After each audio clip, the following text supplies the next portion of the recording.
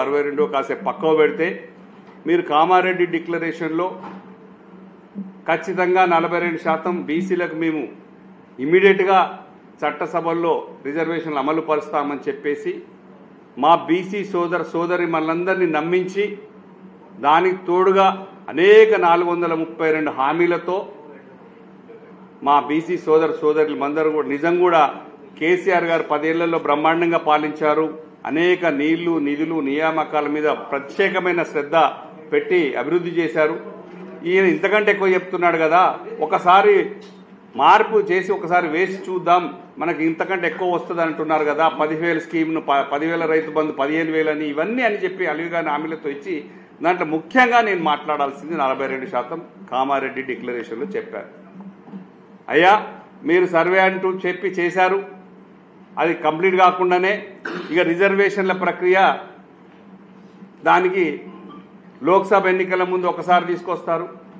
ఇక ఇప్పుడు ఖచ్చితంగా ఈ స్థానిక సంస్థల ఎన్నికలు ఏదో గోల్మాల్ ఏదో అవుతుంది, కాంగ్రెస్ పార్టీకి ఎదురు దెబ్బ తగులుతుంది అని తెలుసుకొని రేవంత్ రెడ్డి గారు దీన్ని ఈ స్థానిక సంస్థల ఎన్నికల ముందే 42% బీసీలకు అమలు చేస్తాం మేము అని చెప్పేసి మొదలుపెట్టారు.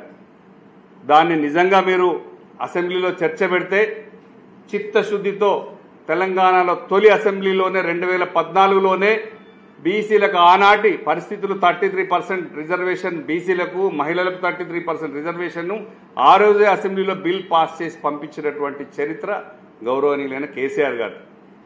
అవన్నీ తెలుసుకొని 2018లో కూడా ఎట్టి పరిస్థితుల్లో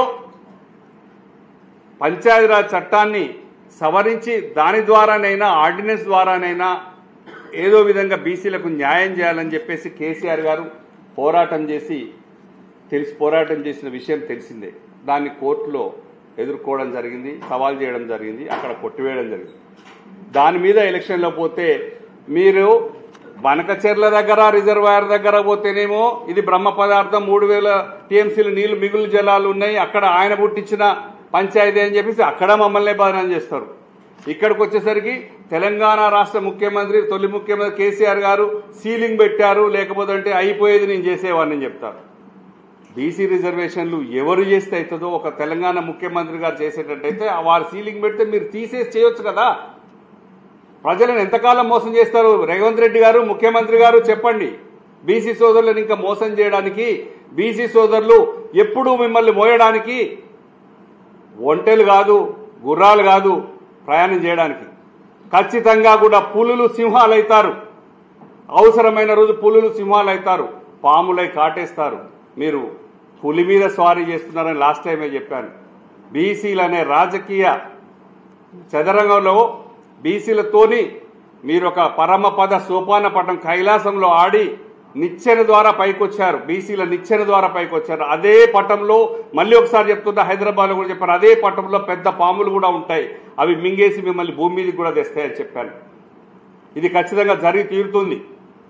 ఎందుకంటే మీరు అసెంబ్లీలో బిల్లు పెడితే చర్చలో బీఆర్ఎస్ పార్టీ ఏకగ్రీవంగా సపోర్ట్ చేసింది, బీజేపీ సపోర్ట్ చేసింది, అన్ని పార్టీలు సపోర్ట్ చేశారు. బిల్లును మీరు తీసుకొచ్చి త్రూ గవర్నర్ గారి ద్వారా రాష్ట్రపతి గారికి పంపించారు.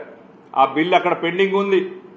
దాని తర్వాత అది వస్తలేదని చెప్పేసి హడావుడిగా హైకోర్టు మొట్టికాయలు వేయగానే సెప్టెంబర్ లోపు ఎలక్షన్ పెట్టండి అని చెప్పగానే 30th పెట్టమని అని చెప్పగానే మేము ఆర్డినెన్స్ ద్వారా తీసుకొస్తామని చెప్పారు. మీకు తెలియదా? అనుభవజ్ఞులు లేరా? ప్రజలను ఎంతకాలం మోసం చేస్తారు? 2018లోనే అలాంటి ప్రయత్నం కేసీఆర్ గారు బీసీలకు ఎక్కడ వీలైతే అక్కడ న్యాయం చేయడానికి వెనుకాడరు, పోరాటం చేస్తారు అని తెలియదా? చేశారు ఆ ప్రయత్నం కూడా. కానీ మీరు అది కూడా అదే గవర్నర్ గారికి ఆర్డినెన్స్ బిల్ పంపించారు.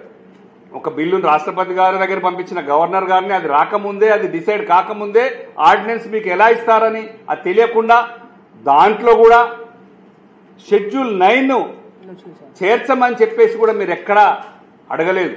మీరు ఓన్లీ 31C కింద ఈ బిల్లులకు రక్షణ కల్పించండి అని మాత్రమే అడిగారు. అంటే మీలో ఎంత చిత్తశుద్ధి ఉంది అనేది తెలంగాణలో ఉన్నటువంటి బీసీ సోదరులందరికీ కూడా తెలుసుకోవాల్సిన అవసరం ఉంది. ముఖ్యంగా నేను అడుగుతున్నాను, మీరు మీ చేతిలో ఉన్నటువంటి తెలంగాణ రాష్ట్రంలో మీ చేతిలో ఉన్నటువంటి నిధులు పెట్టరు, సంవత్సరానికి 20,000 కోట్ల రూపాయల బడ్జెట్ ఇస్తామని చెప్పేసి 5 ఏళ్లలో 1,00,000 కోట్ల బడ్జెట్ ఇస్తాం, బీసీలను అభివృద్ధి చేస్తామని చెప్పేసి అధికారంలోకి వచ్చిన మీరు 20,000 కోట్ల బడ్జెట్ మాట మాట్లాడారు.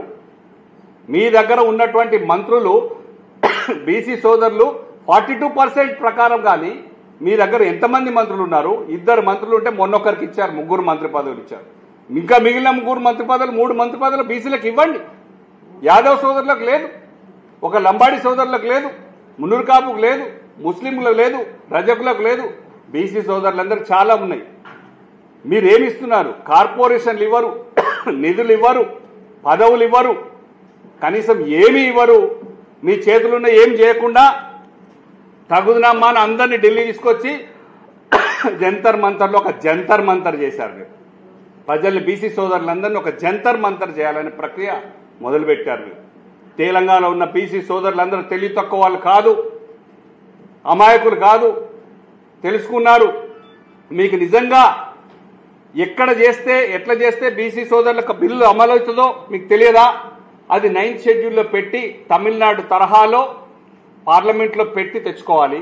లేదా మీకు 100 మంది ఉన్నటువంటి మీ కాంగ్రెస్ పార్టీ నాయకులు రాహుల్ గాంధీ గారు కానీ, సోనియా గాంధీ గారు కానీ, మోడీ గారు కానీ తలుచుకుంటే ఒక్క రోజులో పార్లమెంట్లో, ఒక రోజులో లోక్సభలో, రాజ్యసభలో బిల్లు పెట్టి సాధ్యమవుతుంది. మీ 2 పార్టీలకు బిల్లు ఇవ్వాలంటే బీసీ రిజర్వేషన్ చేయాలనే ప్రక్రియ నిజంగా ఉంటే అది ఒక్క రోజులో అయ్యే పని.